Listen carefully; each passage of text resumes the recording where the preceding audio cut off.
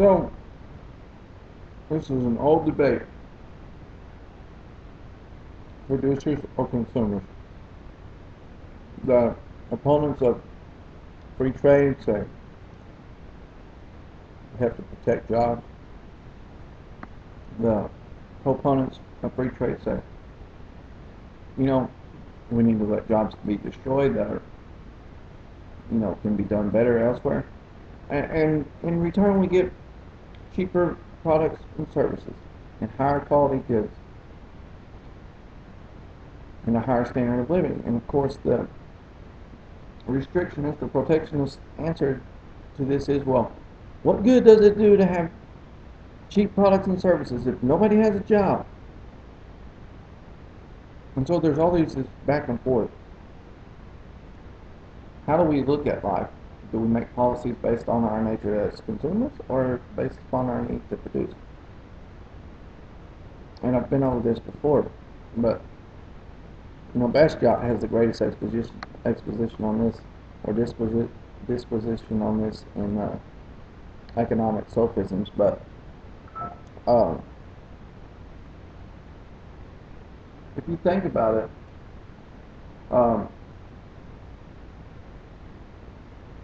in our nature as consumers,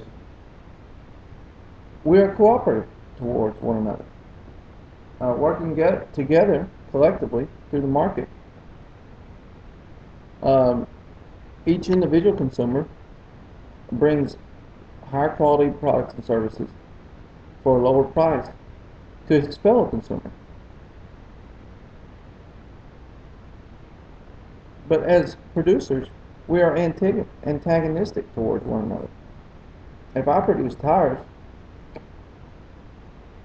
it is against my self-interest for my fellow producer to be successful. And so we find ourselves intrinsically antagonistic toward other producers and towards consumers as well. But you may say, well, why worry about this idealistic notion of being cooperative or antagonistic if, we can still all get what we want?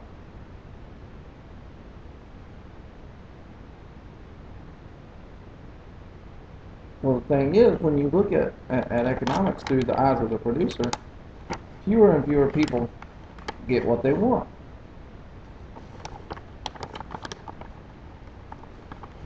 You see, it's kind of, when you think about it, everybody on the surface would say, well, everybody is a producer in order to be a consumer. If you want to consume, you have to produce. But not so. Not so. There are huge segments of the population that do no production, but yet they still consume. The elderly population does nothing in the way of production, or I should say retired individuals, or people that are no longer working in the workforce. Volunteerism is a different thing. It contributes to society, but it's not what we categorize as production. And the same thing is true for young children that don't work. Both of these groups consume. Now, the older people have generally produced over the course of their lifetime enough to sustain their consumption later in life. But what does the child produce?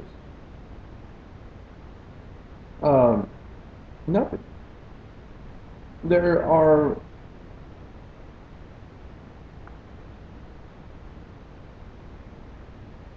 entire segments of the adult population that don't produce, but yet they consume. We find this in people that are dependent on the welfare state. We find this in third world countries, in countries that aren't industrialized. People, whole segments of the population that aren't involved in the workforce, aren't involved in producing any type of product or service, but yet they consume.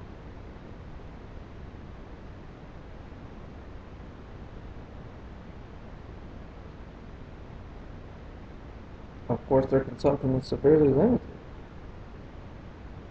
But my point is, every transaction when considered from a product, if you consider uh, any transaction from the standpoint of consumers or producers, the larger benefit to society will always be through the consumer, not through the producer, because uh, consumers are a larger group on the whole than producers. But even in specific areas, consumers are always a larger segment of the population than are the producers.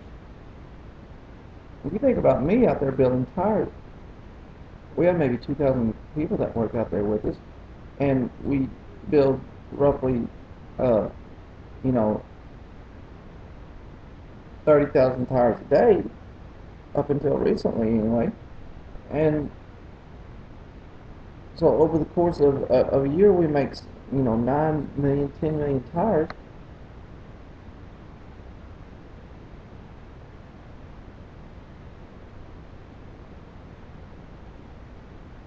But and the biggest majority of those go to original equipment sellers. In other words, the tires that come on your car when you buy it. So if you divide that by 4, let's just do 8 million tires a day, just to keep it simple. That's 2 million cars.